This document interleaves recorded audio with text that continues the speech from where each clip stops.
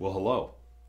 I know I've mentioned on this channel before that I kind of have a thing for those slim black pens, those plain ones that go under the radar and people don't notice. Kind of those pens from the 60s and 50s, maybe the early 70s. Pens like the Kaweco V14S, for example. Well, this pen fits into that aesthetic. It may be gray, but it's one of those slim pens and fairly understated, but with a wonderful surprise.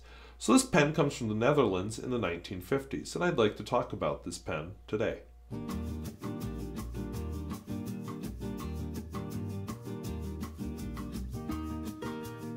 So this Christmas I purchased a used copy of the book Fountain Pens of the World. And part of the reason I purchased that is I was hoping I could get some more information about some of these slim black pens that have been wandering around in my collection. I can't find any information about them anywhere. This was one of those pens, because I've had this pen for quite a long time. This is a Cora. It is a pen from the Netherlands in the 1950s.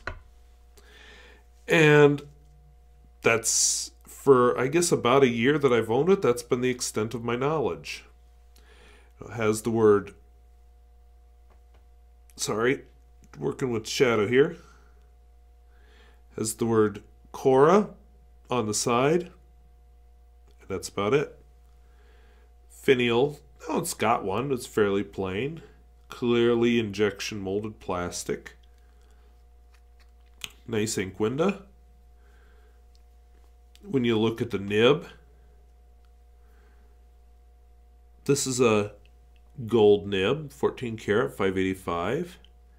And then what I'm going to assume is a bit of branding, but I don't know. Generous feed. It's actually a very nice pen. It just doesn't have much to look at. So, I have mentioned in several videos about this pen and the Senator and several others that I just can't find any information. And a generous viewer who's actually located in the Netherlands, and I don't know much about this viewer, filled me in with a lot of information about this pen that I honestly don't think I ever would have found on my own, because it involved looking through Dutch and German language newspapers and websites. Her first hint came because she spotted it in a November 21st, 1956 ad in, and I'm sorry, I'm going to butcher the name of this paper, the Texelsche Courant, November 21st, 1956. And that was a paper for the island of Texel.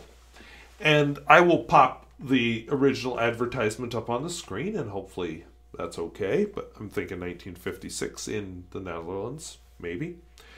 So, in translation, my words, well, her words, I should say, Cora Fountain Pens, a product of the well-known Luxor factories with 14 carats gold nib and full warranty, F425, 495, 595, 775. And then the other line, the extremely durable Cora school pen in a new model, with stainless steel nib and visible ink supply.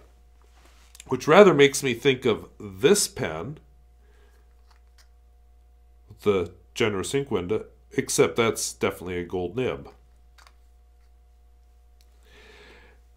The F actually stands for guldens, which is the money in the Netherlands at that time. This is before the euro. Why is it an F? Well, guldens florin, which is an older name for the money. Guldens was gold, and florin was the name of the money at one time. So, according to my Netherlands source, this pen, in all of its incarnations, was priced at quite a bit below the Auroras and Pelicans that were also advertised in that newspaper.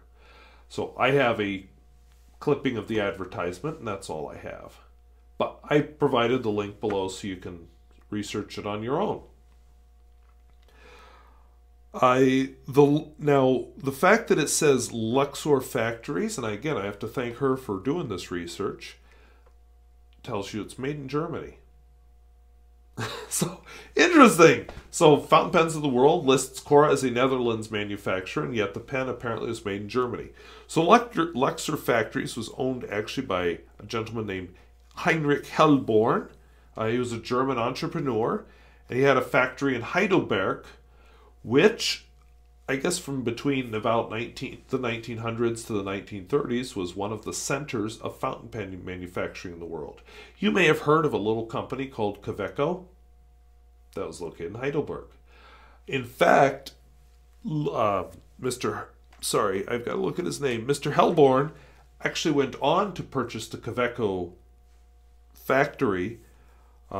He sold his pens under the brand name Luxor, and so somewhere, I didn't have the exact date, but this Dossenheimer Landstrasse, number 98, which is now a textile store, became his factory. And it's possible that this pen was made there. Now, I was less clear about the copyright on that picture, which is why you don't see it here. But again, I provided links down below in the video description if you care to look. So let's just dive in and take a look at how this pen writes, because that's what we're all here for. Well, I'm using Robert Ostersummer Storm. I just felt like I should use a gray ink with a gray pen, even though I use all kinds of inks with this pen normally. I think you can see one of the things I like.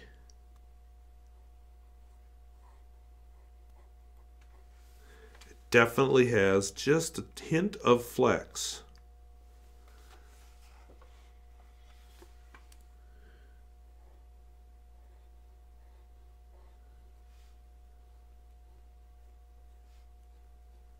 And it also has a very fine nib when it's not flexing. As far as wetness and flow,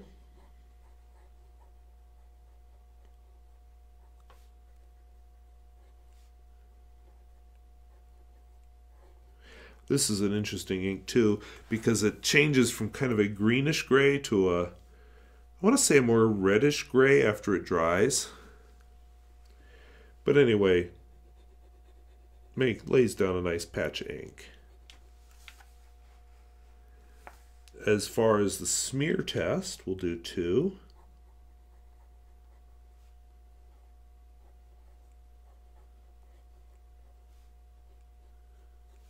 No flex. Ooh, wet, wet, wet. Gobs and gobs of flex. Super wet. So that's exciting. Now reverse writing, if you're into that kind of thing, especially if you're an artist.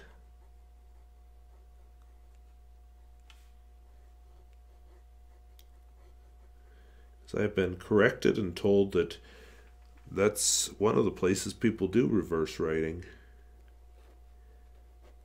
A little scratchy, not horrific, but definitely nothing I'm going to do regularly.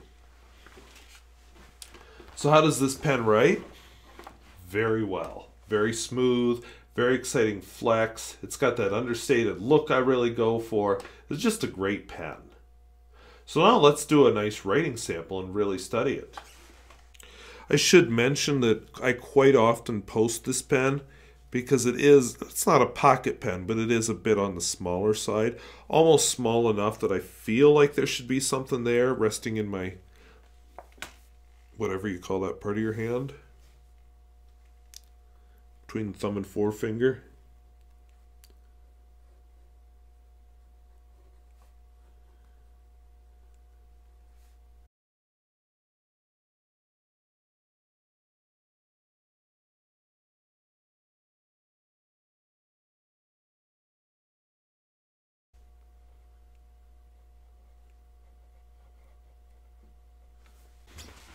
So this pen may not look like much, but what a nib, what a fabulous writer, and obviously a very generous feed to back it up. And very low cost even as a vintage pen. And that's part of the fun for me of some of these more obscure brands is you do really find some gems like this that a lot of other people would just not even notice. Now, when I talk about new pens, I'll often talk about value, or if something happened to it, would I buy it again? It's a bit different for me to say that with a vintage pen because some of them are very unique or just very difficult to find. I haven't found any more of these. I'm sure they're out there, and I'm sure they're very common in the Netherlands, just not here where I live in southwestern North Dakota. So yeah, I'll be keeping this one. If I were looking for a negative on this pen, I suppose I would say that it does run through the ink very quickly. It's because it lays down such a generous amount of ink when it writes. That said, it is a very good, very sizable ink storage system inside of it. So, ink reservoir, there we go.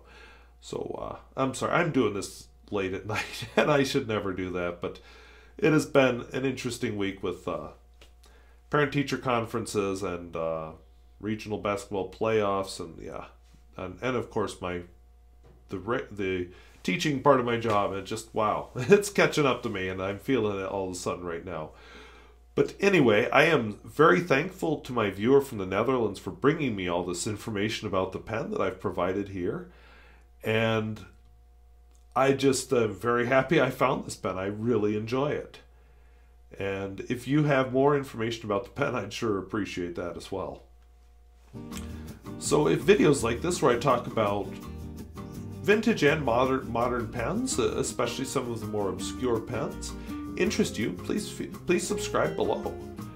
If you know more about the Kora, or you'd like to react to the Kora, or perhaps you have another obscure fountain pen that you really like, please feel free to comment about that below. I'd love to hear about them. So I'd like to thank you for watching. We'll see you later. Bye-bye.